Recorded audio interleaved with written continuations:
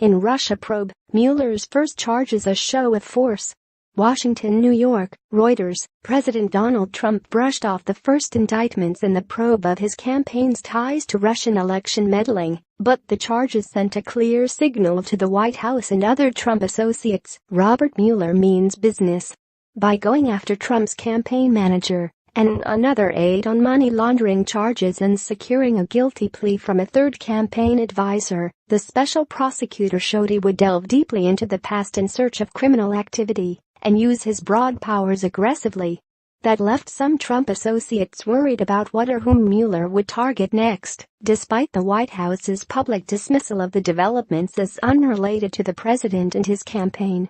They're flexing their muscles for anybody that they approach in this investigation and letting them know we really mean it, said former federal prosecutor Patrick Cotter. So if we come to you, you should talk to us. Manafort didn't, and look what happened to him. Manafort and Rick Gates are charged with money laundering, tax fraud, conspiracy to defraud the United States, and other counts. They pleaded not guilty on Monday. The indictments, which closely detail the alleged crimes, appeared to be an opening salvo from Mueller. He was appointed by U.S. Deputy Attorney General Rod Rosenstein in May after Trump fired FBI Director James Comey, who had led an investigation into whether the Trump campaign colluded with Russia to influence the 2016 election. Mueller was given a mandate to probe potential collusion and any matters that arose or may arise directly from the investigation. Trump has denied any collusion with Russia and at times described the investigation as a hoax and a witch hunt. Russia has denied interfering with the 2016 election. With the first indictments on Monday, Mueller showed he was not afraid to use his powers, and Trump officials noticed. One thing I'm worried about in a bigger scale is that Rosenstein, by giving Mueller this wide berth, has created this monster, said one former White House official, who spoke on condition of anonymity. A former Trump campaign advisor fretted that the probe could, as a result, touch on Trump's businesses too. In a New York Times interview in July, Trump indicated that Mueller would be crossing a red line if he investigated Trump's family business.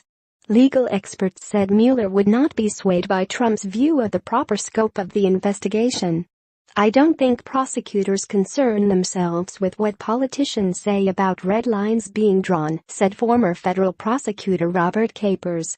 Jens David Olin, a professor of criminal law at Cornell Law School, said Mueller could be targeting alleged financial crimes by Manafort and Gates to gain their cooperation and uncover wrongdoing elsewhere. A number of lawyers said the guilty plea of George Papadopoulos, announced by Mueller's team on Monday, could ultimately provide a closer link to the campaign and pressure others to open up. While the charges against Manafort and Gates were not related to their campaign work, Papadopoulos admitted he lied to the Federal Bureau of Investigation about his contacts with foreign nationals he believed to be tied to the Russian government while he was a campaign advisor.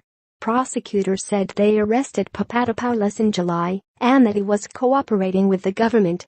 God knows what this guy's going to say now, said the former Trump campaign advisor.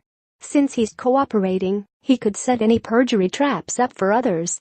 Cotter said Mueller's unveiling of Papadopoulos's guilty plea was to head off any arguments that the case against Manafort and Gates is not about Russia.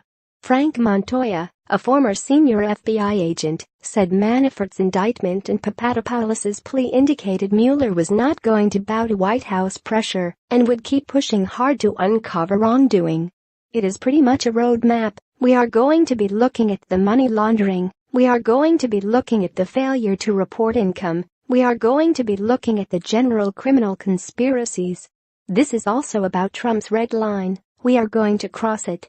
And we are going to keep looking at the so-called collusion, or the coordination with the Russians to undermine democracy, Montoya said. Reporting by Karen Freifeld and Jeff Mason in Washington and Jan Wolfe in New York. Additional reporting by Nathan Lane and Brendan Pearson. Writing by Anthony Lynn and Jeff Mason. Editing by Nolene Walder and Peter Cooney.